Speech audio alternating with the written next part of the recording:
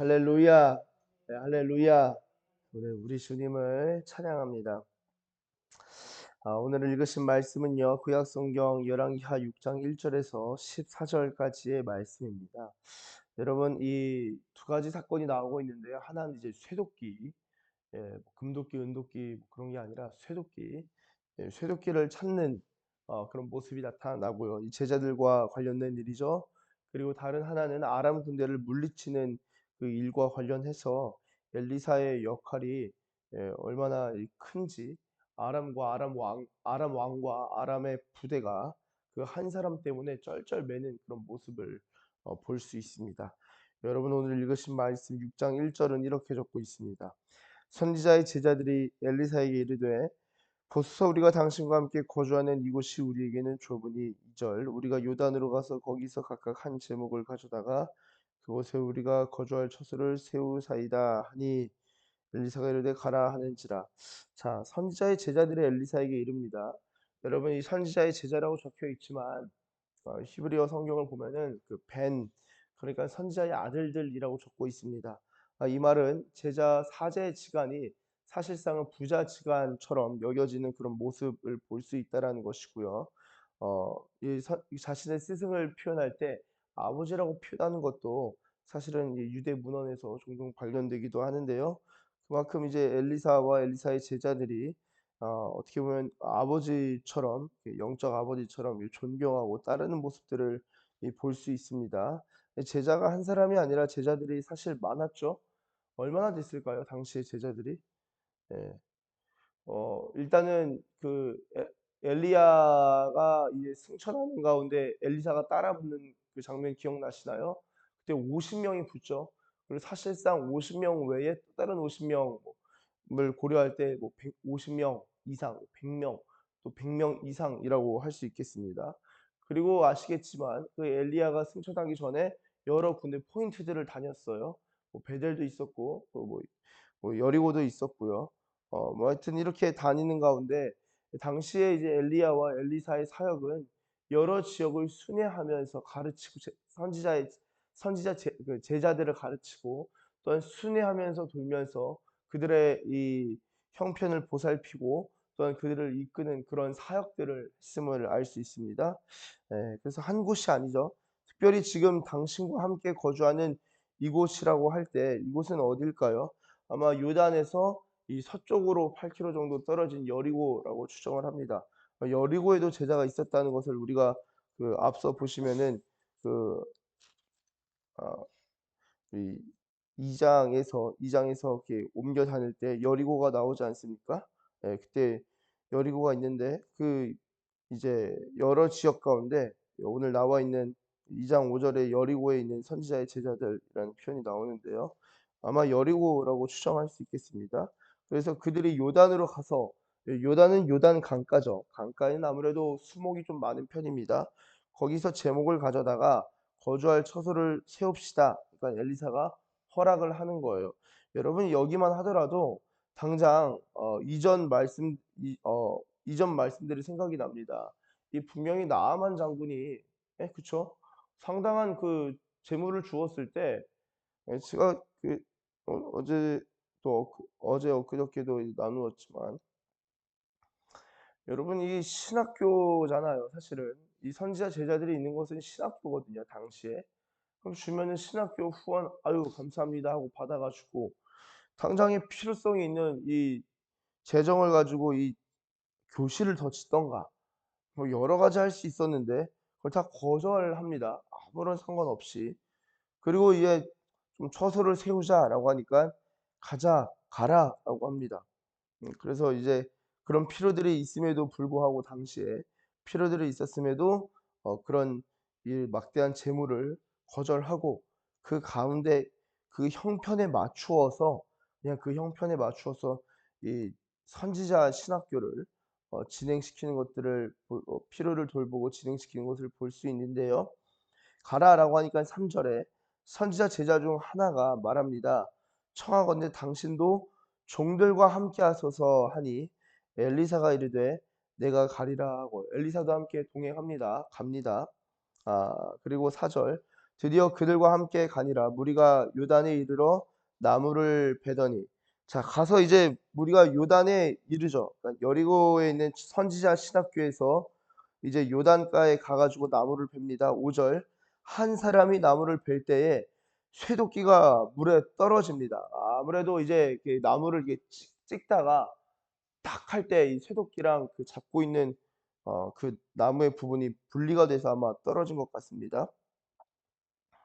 그래서 외쳐 이르되 "아 내 주여 이는 빌려온 것이니이다." 하니, 여러분이 참 흥미로운 흥미롭다라기보다는 좀 안타까운 부분이에요.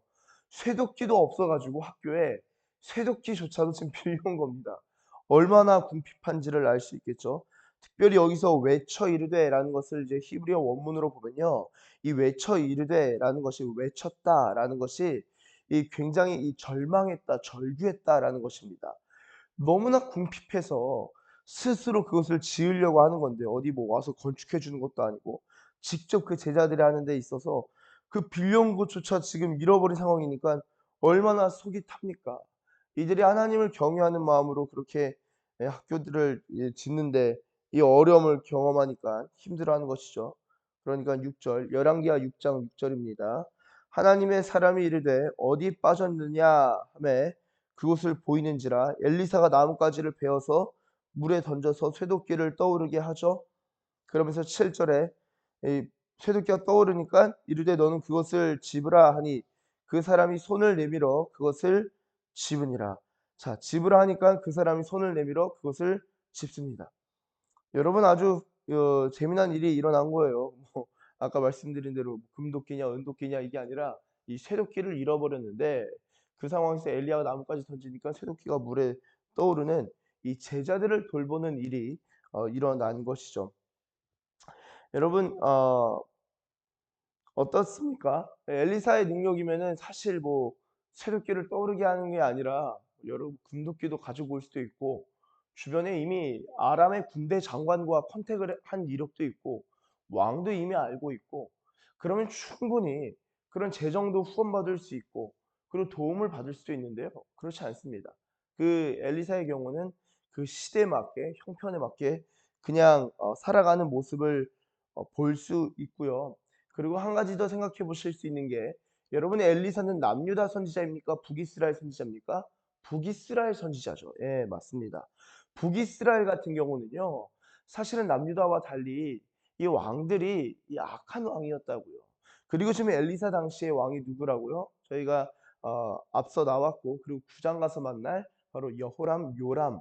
요람은요, 오므리 왕조입니다. 그리고 아합의 아들이었죠. 아하시아 이후에 아합의 아들 아하시아가 일찍 죽고 그의 형제 여호람이 왕이 됐는데, 이 악한 왕이었다고요. 그 상황에서 여러분 엘리야를 한번 생각해 봅시다. 엘리야가 막 기도하다가 어떤 불평을 하죠? 이게 왜 이렇게 기도한 사람이 없고 의인이 어디 있느냐라고 할 때 주님이 너 말고도 7천 명이나 더 있다. 여러분, 북이스라엘이 그렇게 타락한 가운데도 북이스라엘 기준으로 7천 명의 기도자들이 있었다는 거예요. 그리고 엘리야 때 그렇게 말하는 것을 듣고 엘리야도 깜짝 놀라서 나만 선지자고 나만 의인이 아니라 기도하는 7천 명이 있었구나라는 것을 생각해 볼 때, 이 엘리사의 경우도요. 엘리사 혼자만 기도하고 사역했던 것이 아니라, 여러분 엘리사 당시에도 엘리사의 제자들이 하나님 앞에 그 삶을 헌신해서 그 궁핍한 가운데 기도하고 필요한 사역들을 진행했음을 알 수 있습니다. 여러분 마찬가지예요. 저희가 이 새벽에 모여서 함께 기도할 때 이 저희가 함께 기도할 때 이 공군교회, 그리고 이제 한국교회, 그리고 뭐 선교들을 위하고 뭐 여러분 가정 개인 기도도 하시겠지만, 우리 각자의 기도 제목을 가지고 기도할 때요, 하나님이 들으신다는 거예요. 그리고 그렇게 볼 때 저도 이제 그 신학교 때 그런 생각 많이 했어요. '야, 왜 이렇게 기도하는 사람이 없냐. 신학교인데도 왜 이렇게 기도하는 사람이 없냐.' 하다가도 어떻게 보면은 '기도하는 사람 많네. 내가 잘못 생각했네.' 그러다가 또 어느 날에는 '야, 이렇게 기도하는 사람이 없냐.' 그러다가 또 어느 날 볼 때 '기도하는 사람 많네.' 그러면서 이제 생각한 게, 이 기도하는 사람 많고 적은 그 판단과 기준이 어디 있냐? 내 눈에 보이냐 안 보이냐라는 거예요. 그 사람이 제가 보이는 곳에서 기도할 수도 있고 제가 보이지 않는 곳에서도 또 기도할 수 있는 건데, 저의 판단이 제가 보는 데 있었다라는 것을 나중에 좀 깨닫게 되었습니다. 자, 엘리사 때에도 이 신실한 주의 백성들이 기도하면서 살아가고 있으면서 또한 이 쇠도끼 이 제자들을 돌보는 사건들이 일어나는 것을 알 수 있고요. 이 시선이 이제 돌아가서 열왕기하 6장 8 절부터 어떤 이 내용이 나옵니까? 이제 왕과 아람과의 관계에 있어서 나오죠. 아주 재미난 이야기가 나오는데요. 8 절. 그때 아람 왕이 이스라엘과 더불어 싸우며, 자, 아람이 지금 이 이스라엘과 적대 관계입니다. 그의 신복들과 의논하여 이르기를 우리가 아무데 진을 치리라 하였더니, 자, 여러분, 왕이 신복들과 의논하면 어디서 의논할까요? 뭐 지금 뭐 이스라엘 들어라 그러고 확성기 가지고 막 의논했을까요? 예, 아무도 들을 수 없는 이 아주 비밀리에 회의했겠죠. 여러분, 군대만 하더라도 지휘소에 핸드폰 못 들고 들어갑니다. 이 보안 문제 때문에 못 들고 들어갑니다. 회의를 하든 안 하든 그 자체가 차단이 돼요. 왕이 신복들과 참모들과 회의하고 있는데 아주 긴밀히 비밀이 여기에 진치고 이렇게 공격하자라고 지금 이 작전 회의를 한 거예요. 그런데 9절 보십시오. 9절 한번 같이 읽도록 하겠습니다. 시작. 하나님의 사람이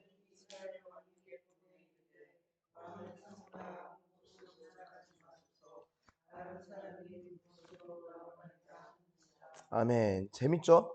이 하나님의 사람이라는 것은 엘리사입니다. 그리고 이스라엘 왕에게 사람을 보내는 거예요. 왕이시여, 왕은 삼가 아무 곳으로 지나가지 마세요. 이곳으로 지나가지 마세요. 아람 사람이 그곳으로 올 겁니다. 말이 안 되는 거죠. 저희가 지금 이 새벽에 앞서 엘리사에 대해서 이야기를 쭉 하면서 엘리사는 특별히 예언의 은사 중에서 지식의 말씀의 은사는 그 은사주 입장에서 지식의 말씀의 은사가 어떤 것이라고 그랬죠? 보지 않고 듣지 않은 것들을 하나님께서 깨닫게 하시고 알게 하시는 것.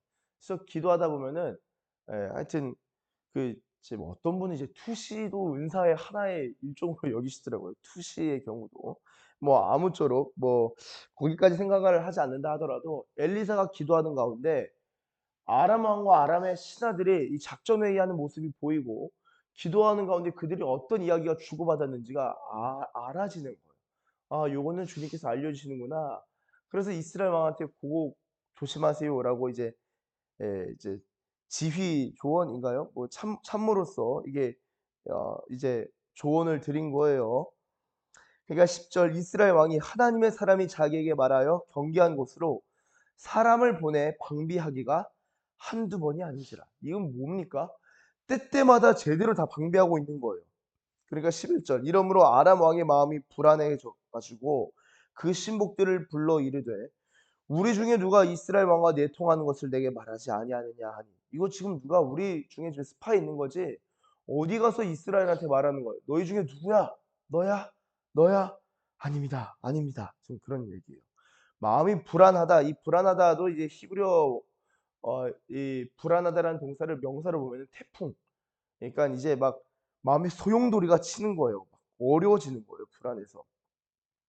그래서 "누가 도대체 내통하냐?"라고 하니까 12 절에 그 신복 중에 한 사람이 뭐라고 합니까? "우리 주 왕이여 아니로소이다. 오직 이스라엘 선지자 엘리사가 왕이 침실에서 하신 말씀을 이스라엘의 왕에게 고하나이다 하는지라." 여러분, 왕의 침실은 가장 내밀하고 가장 은밀한 곳 아닙니까? 여기서 작전 회의를 했을 것이라고 보기는 어렵지만 이 신복은 뭐라고 말하냐면은 엘리사의 영적 능력이 왕이 침실에 사는 말까지도 사실은 다 그가 알고 있다라고 하는 거예요. 그러니까 왕이 이제 "야, 그 엘리사구나. 그래서 너희는 가서 엘리사가 어디 있나 보라. 내가 사람을 보내어 그를 잡으리라. 왕에게 아뢰어 이르되 보라, 그가 도단에 있도다 하나이다." 14절 한번 같이 읽어 보겠습니다. 시작. 왕이 이에 말과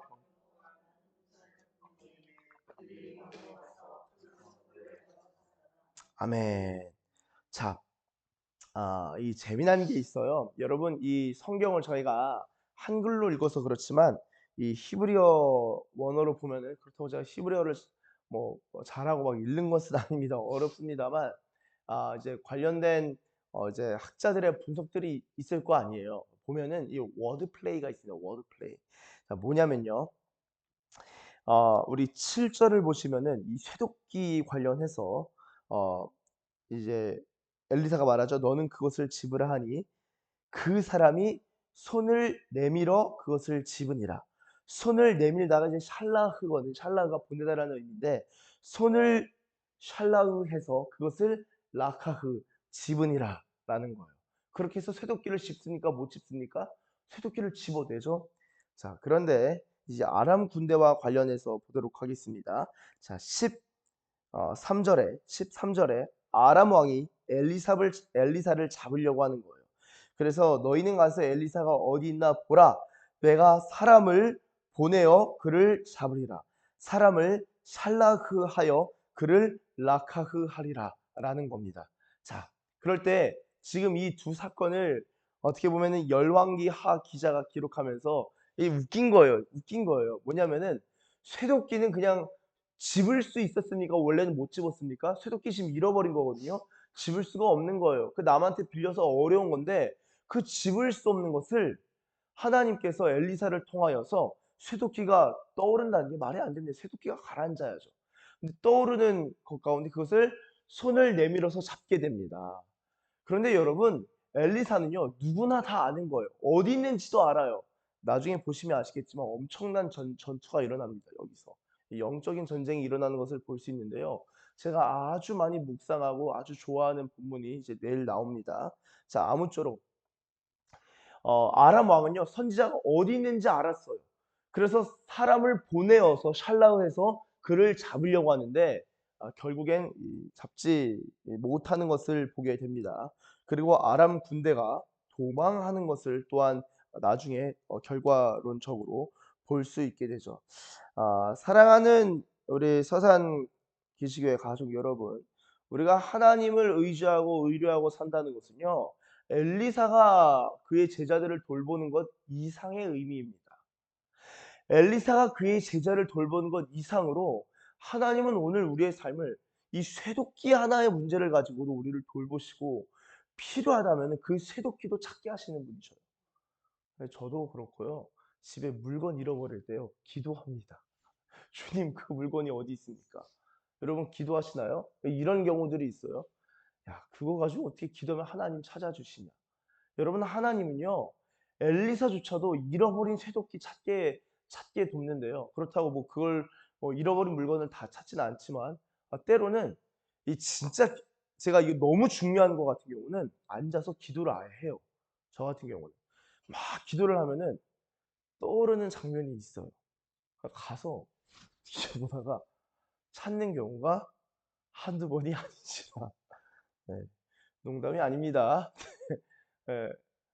어떤 경우도 있었냐?